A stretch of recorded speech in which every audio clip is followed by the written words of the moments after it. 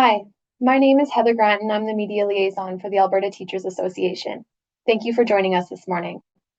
The Alberta Teachers Association respectfully acknowledges that we are located on Treaty 6 territory, the traveling route, gathering place, and meeting grounds for many Indigenous peoples whose histories, languages, cultures, and traditions continue to influence our vibrant community.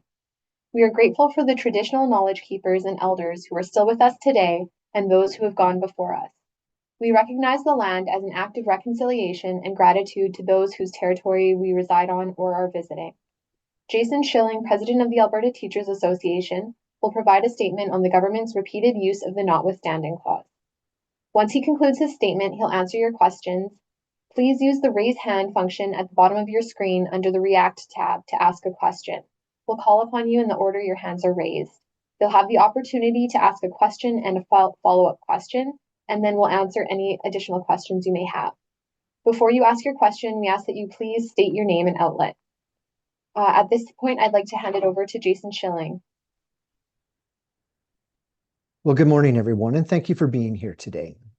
What we saw yesterday is not normal. It is not routine governance. It is a dangerous escalation by a government that has grown far too comfortable reaching for the notwithstanding clause as a political weapon. Yesterday, the Alberta government introduced legislation that once again evokes the notwithstanding clause, not once, but 3 times, this time inside the Education Act, the Health Professions Act, and within Chapter F-25 of the Statutes of Alberta, which will affect the Fairness and Safety in Sports Act. Let me be clear. Teachers are partners with parents, not opponents. We believe parents play a vital role in their children's lives. Our concern is a law that prevents teachers and families from working together in a way that supports safety, trust, and student well-being. With this move, the government is attempting to place several sections of these acts beyond the reach of the Charter, beyond the Alberta Bill of Rights, and beyond the Human Rights Act. This is an extraordinary step, and it represents a pattern that teachers know all too well and should be deeply concerning for every Albertan. What makes yesterday's move even more concerning is that these policies are tied to sections that are not new. The government passed this legislation over a year ago. What is new and dangerous is the attempt to shield these provisions from any judicial oversight. By attaching the notwithstanding clause now, the government is not simply asserting its policy preferences. It's trying to ensure that no parent, no teacher, no student, or no court can challenge these decisions, even when they affect fundamental rights. This government is in effect saying that they know these new laws violate Albertans' rights, and they want them to move ahead anyway. The sections they are attempting to shield involve some of the most sensitive areas of education that require nuance. Sections 58.11 and 58.12 require parental notification and consent for instruction that deals explicitly with gender identity, sexual orientation, or human sexuality. It restricts age-appropriate health education, restricts students' access to information, and undermines the ability for teachers to provide accurate, evidence-based instruction that keeps young people safe. Section 33-2 mandates parental notification if a student requests new pronouns or new preferred name, and for younger students, it prohibits the use of pronouns or names without parental consent. It forces teachers to report a child's private conversation, even if the child is not ready, even if the child is afraid, even if the child is simply asking a question about who they are becoming. Instead of creating safety, it can place vulnerable students at risk of rejection, punishment, or emotional harm. It takes what should be a moment of trust and turns it into a mandatory disclosure.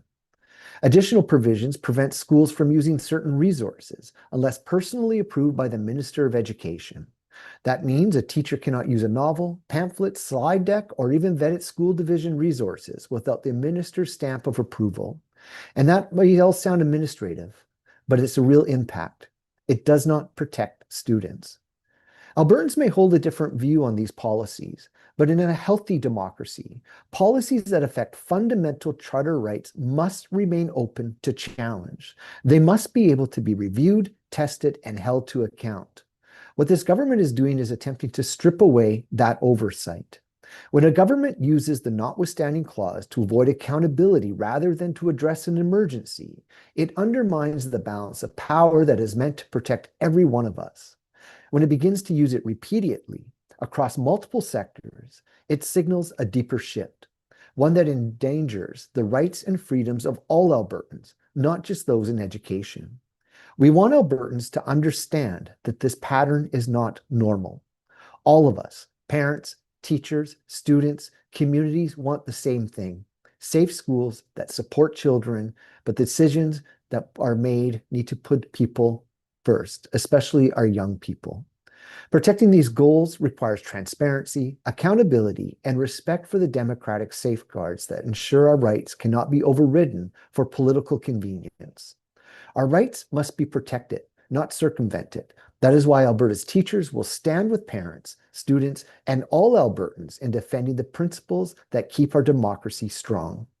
Thank you. I'm happy to take some questions now, Heather. Sean, please go ahead and unmute yourself. Good morning, everyone. Jason, thank you for taking our questions. Are you aware of any teachers that have been reprimanded for not following these rules? Are you concerned that teachers might be reprimanded for following these rules, or do you think this is more of a political issue than one that's in practice? Thank you for the question. When we first heard about this legislation last year, it was definitely something that we said schools should be able to handle on a case-by-case basis. These are nuanced, complex conversations that include students, parents, teachers, and medical professionals. To legislate it with just such a broad base, sort of a big hammer to hit all the nails, sort of attack that government has done here, jeopardizes that relationship. And teachers are concerned that they will get into trouble if they want to protect a student. They don't want to out students. They don't want to put students in harm's way. They want to make sure that they're working with students. Now, I've not heard of any cases so far this year where teachers have been reprimanded for not following the bill right now, which draws us into question of what is the problem that we're actually trying to fix here. Thank you. As a different topic, sort of, your group has obviously been affected by the use of the notwithstanding clause. There are now other groups that are being affected in their lawsuits, potentially by the use of the notwithstanding clause. I understand that what your group and their groups are fighting for are different things, but I'm wondering if there's any cooperation going to be going on between the legal teams to say, we're going to push back against the use of the notwithstanding clause altogether because we are arguing that that's not appropriate in any of these cases. Well, we'll have to see. This announcement just came yesterday. We'll have to connect with any other legal challenges that you would have saw in Bill 26, 27, or 29. And we'll make those decisions about moving ahead with that as well. But, when the notwithstanding clause was used in Bill 2, we warned people at that time that this will be used again, and that we need to be able, as Albertans, to push back on this overuse of this draconian bill that or clause that government seems to use to push their own agenda forward. Thank you for your question. I'm not seeing any other questions at this time. I'll give you a moment to gather your thoughts and see if there is anything you'd like to ask President Schilling before we conclude. Aaron, please go ahead and unmute yourself. Hi, folks. Thanks for taking our questions. So I guess the question that I have is sort of unrelated. I know it's been almost 2 weeks since the province announced the classroom complexity panel. I'm wondering what the ATA is making of it so far. Like if there have been any meetings so far, things like that. I still believe that they're working on getting the frame of reference and all of that together. I don't believe that they've met yet. I know that government right now is collecting class size data information, and that has been highly problematic across the province. It seems to be differing from board to board and has landed heavily on the plates of school administrators and teachers to collect this data in a very quick manner. And I've been hearing lots of concerns from members about that. This data will help inform the task force and what they're doing, but as of meeting, I've not heard of the meeting yet. Okay, and I guess as my follow-up, sort of similar to what Sean was asking, It has been 3 weeks since teachers, I believe roughly 3 weeks since teachers were forced back to work. With this whole debacle notwithstanding clause, I'm wondering, has the mood shifted with teachers any? Like, I believe there was a directive for teachers to maybe not take on things like the drama club or things like that outside their normal duties. I'm wondering, has there been any change or shift in that? How teachers are feeling, how students are feeling? Teachers are still feeling deeply disrespected by this government. The government did not have to use the notwithstanding clause. They did not have to legislate a settlement. They had other options available to them in order to try to settle the teachers' bargaining situation. But they chose the most heavy-handed decision that they could have. That has left teachers feeling demoralized. It's left them feeling angry, justifiably so. They're in their schools in situations that they left to go on strike to try to improve, yet government has failed to address those issues as well. So teachers are still upset over this, but they are working with their students to try to make the best of the situation that they have right now. But government needs to know that when they use things like the notwithstanding clause, it demoralizes people. It makes them second-class citizens in their province.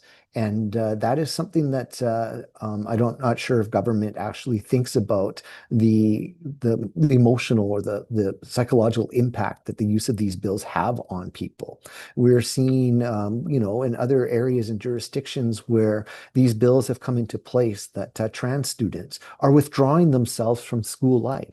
They're not participating in sports. They're not participating in the drama club. They're shrinking themselves. And that is a tragedy. Schools should be safe spaces for every student to go. And when we put bills like this in place, we are undermining that safety for our most vulnerable kids.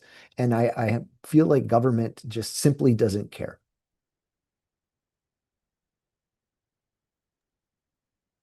Thank you very much for the question. I'm not seeing any other questions at the moment. I'll just take the time to remind you that if there's anything that you need following this availability, you can reach out to myself, Heather Grant. I will also be sending out a news release shortly. If there aren't any other questions, we can go ahead and wrap this up. Thank you very much for joining us today, everybody. Thank you.